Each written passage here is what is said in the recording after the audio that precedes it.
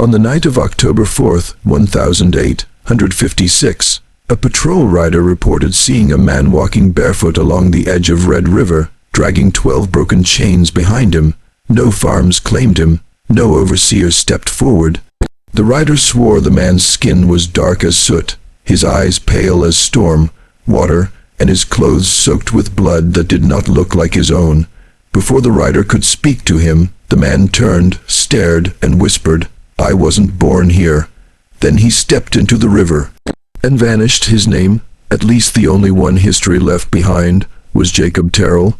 This documentary reconstructs the hidden record of a man wiped from plantation logs, erased from census sheets, and buried behind the polite silence of American archives. What happened in 1856 should have been impossible, yet fragments remain: burned church letters, redacted sheriff reports, a destroyed orphanage ledger, and testimonies from townspeople who died insisting Jacob was not a man at all, but something older. Something every institution tried to bury once they learned they could not contain it. This is the story of what happens when a system built on control encounters someone it cannot break, and why 12 overseers failed to restrain one man.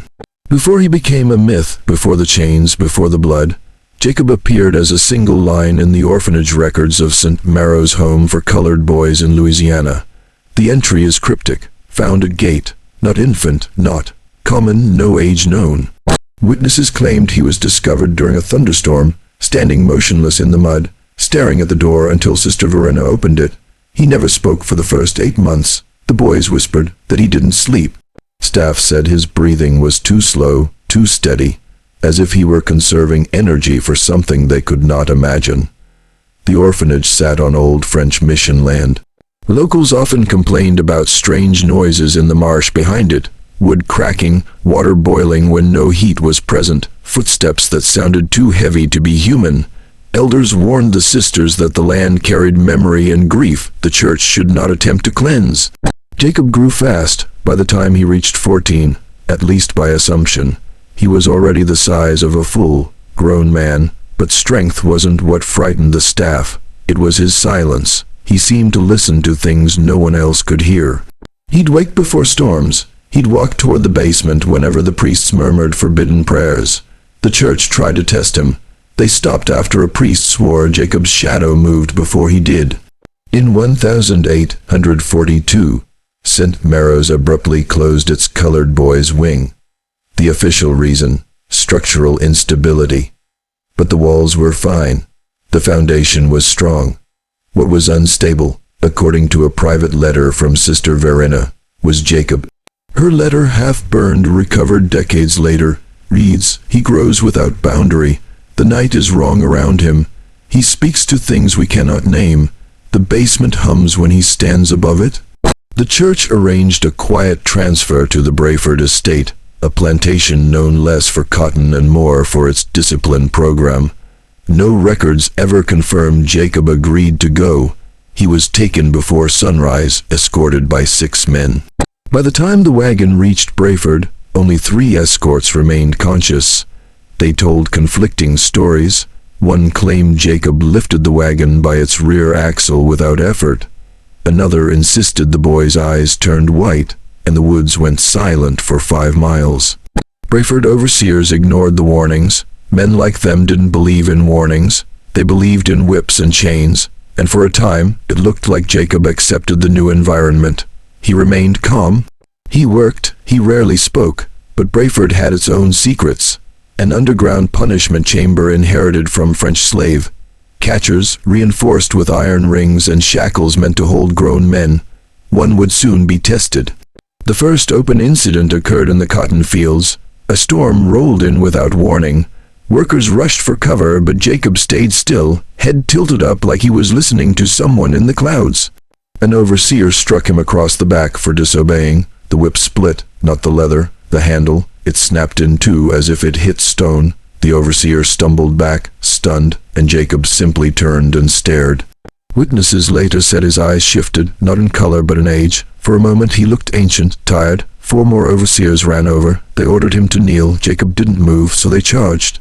All 4 were knocked off their feet, some claimed by a gust of wind, others by Jacob's hands moving too fast to track.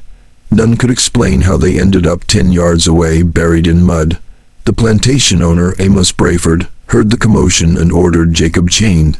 The command was unnecessary. 12 overseers were already on their way, dragging reinforced manacles used only for special cases. The event that followed would haunt every man present. Some refused to speak of it. Others left the estate the next day and never returned. Something about Jacob changed in that storm. He no longer seemed to be reacting to the men. He was reacting to something unseen, something calling from the clouds, or the ground, or maybe both. The 12 overseers surrounded Jacob in a wide circle. They were armed, trained, and confident. They had restrained dozens of men before, men twice Jacob's size, men who fought with desperation. But none of that prepared them. At first, Jacob offered his wrists willingly. He looked calm, even peaceful. The men hesitated, confused by his cooperation. They locked the manacles around his wrists, ankles, and chest. The chains were thick enough to restrain a horse. Then the wind stopped, not slowed, stopped. Every branch froze. The cotton fields went silent. Even the insects seemed to disappear. Jacob raised his head. One overseer said it felt like the ground leaned away from him. Another swore he saw the clouds swirl, as if the sky bowed toward the boy. Then Jacob whispered something too soft for most to hear. One man closest to him fainted instantly. Another vomited. The others panicked and pulled the chains tighter. That's when Jacob stood straight up. 12 men braced themselves, boots dug into mud, muscles trembling. Jacob kept rising, lifting all 12 like they were nothing. The men fell in panic. The chains snapped link by link like wet twine. Sparks shot from the metal. A sound like grinding stone tore across the field. Jacob didn't run, he walked, and every man who tried to stop him collapsed with bleeding ears. By dawn, Braford estate was in chaos. Word spread across the county. A man had broken every chain on the property and disappeared into the woods. Amos Braford wanted him hunted. The church wanted him silenced. The sheriff wanted the story buried before it turned the county into a spectacle. The official story crafted by authorities was simple. An unstable field worker attacked staff and fled. He is armed and dangerous. But those who saw Jacob knew the truth had nothing to do with insanity. What they saw was controlled, focused, almost ritualistic. Priests from St. Maro's arrived within 24 hours. They demanded access to Braford's records. They burned half of them. The sheriff's men erased testimony from frightened overseers. A judge sealed all remaining documents for community stability. Behind closed doors, whispers spread. The church had been hiding something long before Jacob reached the orphanage. Something about his origin. Something about his connection to older stories told by enslaved Africans. Stories about spirits walking in the bodies of men, carrying the memory of ancestral trauma. But no one dared ask questions publicly. Asking meant you saw too much, and seeing too much in 1056, Louisiana could get you buried behind the church without a marker. 2 days after Jacob broke the chains, the sheriff hired a group of trackers known for finding escaped workers in impossible terrain. They were not ordinary hunters. These were men who claimed they could hear footprints, smell fear, and read the movement of birds to know if a human had passed by. They entered Blackwater Swamp, a place old enough that even the French trappers refused to map it. They moved in silence, following signs that didn't make sense. Reeds bent in spirals, mud hardened into strange shapes, claw marks on cypress trees too high for any animal. One tracker, Isaac Hale, insisted Jacob wasn't running. "He's walking in circles," Isaac said, not lost, not scared, like he's waiting. The swamp grew darker the deeper they went. The air turned heavy, thick with a sound no one could place. It wasn't water. It wasn't insects. It was a low tremble like something buried was trying to speak. They found a clearing with 12 objects arranged in a ring. At first they thought they were stones. Then they realized they were kneecaps of the overseers, pulled clean from their bodies without breaking bone around them. None of the overseers had died. All 12 were found alive later, crawling back to the plantation, unable to speak. Their knees were intact when they left. Something in that swamp was rewriting what happened. The trackers left before sunset, refusing to explain what they truly saw. Isaac Hale turned in his badge the next morning. He lasted 3 days before drowning himself in the river. When the church returned to St. Maro's after the breakout, they weren't looking for Jacob. They were looking for a box. It was known only as File Seraphim. This file held letters from missionaries in the early 100700s who interacted with tribes from West Africa brought to the colonies. The missionaries described a belief that some individuals carried an ancestral vessel, a spirit born every few generations to correct historical suffering, a being that appeared human but held memories older than nations. One entry stood out: the vessel grows in silence, it does not cry, it does not age like the others, its body remembers what was done to its people. Another line was darker: if harmed, the vessel does not break, the harm returns sevenfold. The church refused to acknowledge these writings publicly. They labeled them pagan fantasies, yet kept them locked away. When Jacob arrived as a child, the priests recognized the signs from those old letters. They tried fasting rituals, prayer circles, even exorcisms. Nothing worked. They couldn't remove what lived inside him. They could only hope to contain it. After the breakout, the church sent a message to their higher order in New Orleans: the vessel is waking. We no longer know what calls to him. They didn't know Jacob's location, but they knew one thing: wherever he walked, the land changed. 3 weeks after Jacob disappeared, a fisherman named Ephraim Burke reported seeing a figure standing in the river at dusk. The man wasn't moving with the current. He was facing upstream, holding something in his hands. Ephraim approached out of curiosity. When he got close, he realized the object in Jacob's hands was a rosary soaked in blood. Jacob whispered in a language Ephraim didn't know, yet somehow understood.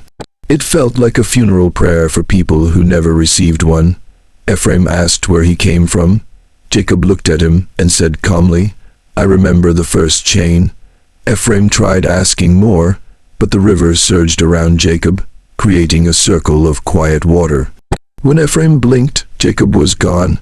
The next morning, Ephraim told the sheriff. By evening, the fisherman was found on his porch, eyes open, mouth frozen mid-scream, heart stopped without any sign of struggle. A note was discovered clenched in his hand. It read, "He is not fleeing, he is returning." Returning to what? No one could answer. Weeks later, when the overseers who survived regained their ability to speak, their testimonies were recorded privately by the sheriff. These documents survived only because a clerk kept unauthorized copies hidden under floorboards. Each overseer described the same moment. Just before the chain snapped, they heard a voice, not Jacob's. Something behind him, something deep, ancient, mournful. One said it sounded like a woman crying underwater. Another said it sounded like hundreds of footsteps marching. The third said it sounded like bone cracking inside the earth. But the most disturbing testimony came from Overseer Lyle Mercer. When he lifted us, he wasn't lifting us with his arms. He lifted us with everything behind him, like every man who ever suffered on that land was holding us. Lyle died 2 days after giving this testimony. Not from illness. Every bone in his body shattered at the exact same moment while he slept. Doctors called it impossible. The sheriff burned the body before anyone else could ask questions. In late December 1856, a small settlement named Whitlock Crossing, home to around 30 people, vanished overnight. When the sheriff arrived, he found the town empty. No bodies, no signs of struggle, food still cooking on stoves, lamps still burning, but there was one clue. In the center of the main road, someone had dragged a long chain through the dirt, carving a straight line that led into the woods. The chain marks were too deep for a normal man to create. Some sections were pressed 6 inches into solid ground. The sheriff followed the path for half a mile. At the end, he found something no one could explain. 30 sets of footprints circling a single point. And in the middle, a perfect circle of glass. The soil had melted as if exposed to extreme heat. A traveler passing by claimed he saw a tall man walking away from the site before dawn, barefoot, calm. Silent, pale-eyed, fear spread fast. The governor issued an order. It is forbidden to speak the name of Jacob Terrell. But fear doesn't silence the truth, it only feeds it. Months later, 3 children from a nearby parish claimed they saw the tall man near the woods. They described him exactly as witness accounts did, but the detail that terrified the adults was this: the children said the man was not alone. He had people behind him. One girl explained, but they weren't solid. They were like smoke. Another boy added, they were whispering. They sounded sad. The priest who interviewed the children took them seriously. He wrote in his journal, "The vessel does not walk alone. Shadows follow him like mourners." Later that night, the children's home caught fire. The family escaped except for the father. When his body was recovered, his hands were charred in the shape of covering ears, as if he died trying not to listen to something. The children never spoke about Jacob again. As stories spread, scholars and priests gathered to study the events. They pieced together what they believed Jacob might be: not a demon, not a spirit, not an ordinary man, but a living embodiment of generational agony. A vessel shaped by history's violence, carrying the memory of a people who suffered under chains. Some believed Jacob was formed, not born, at a moment of collective trauma, a spiritual recoil, a natural backlash against brutality. The church argued he was a lost remnant of an older belief system that predated colonial America, a protector spirit wearing human flesh, a guardian who only awakened when injustice reached its peak. But one idea surfaced again and again: Jacob did not choose violence.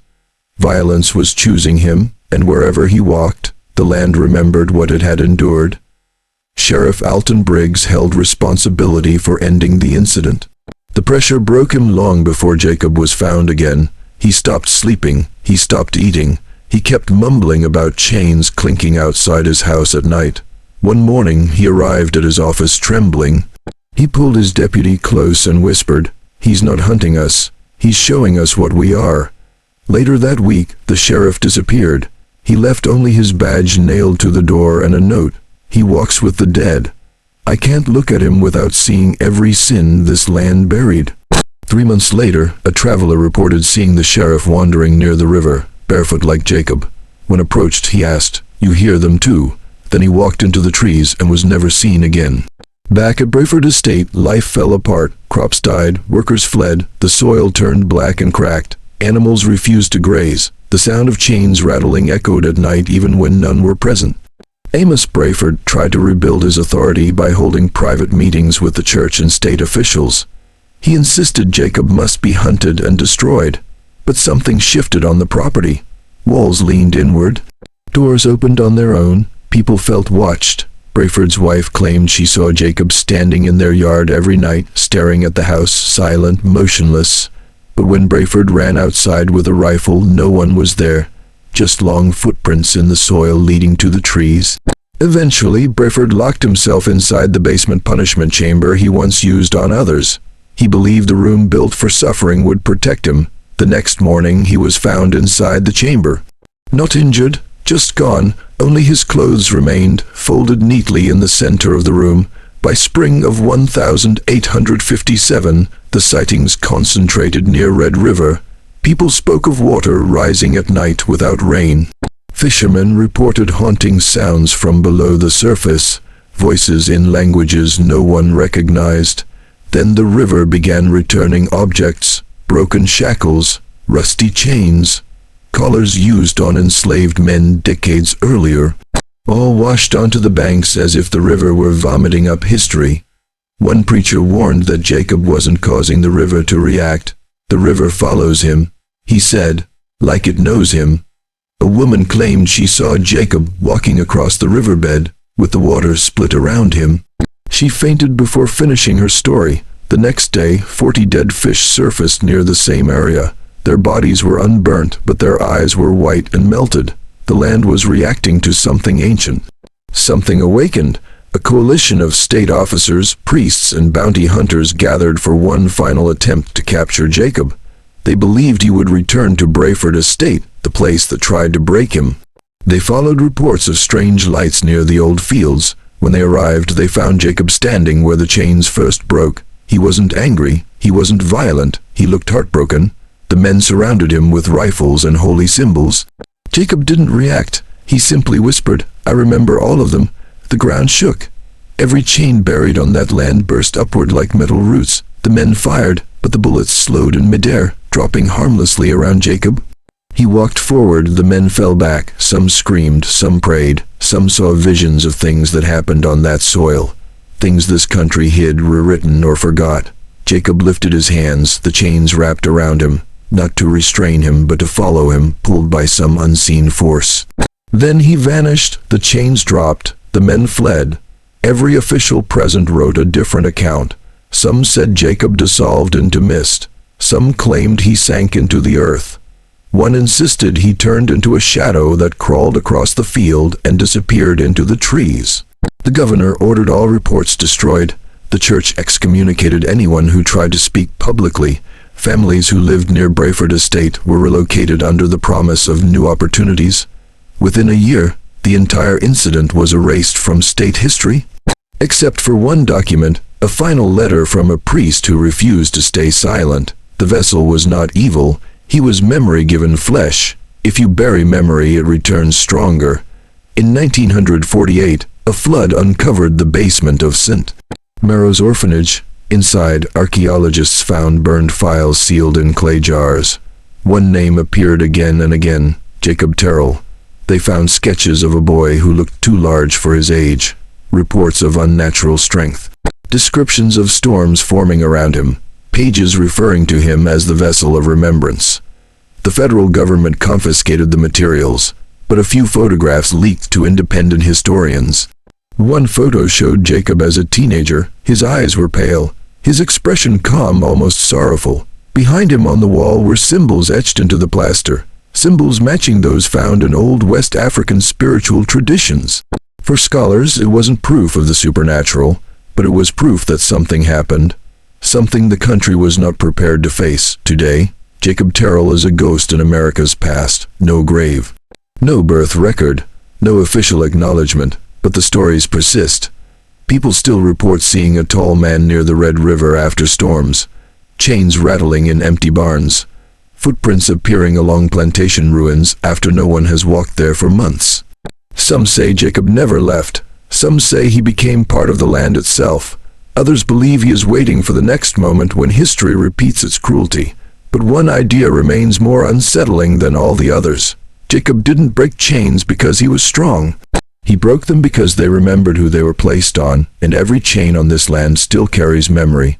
Some memories don't sleep, some wounds don't fade, some vessels never die.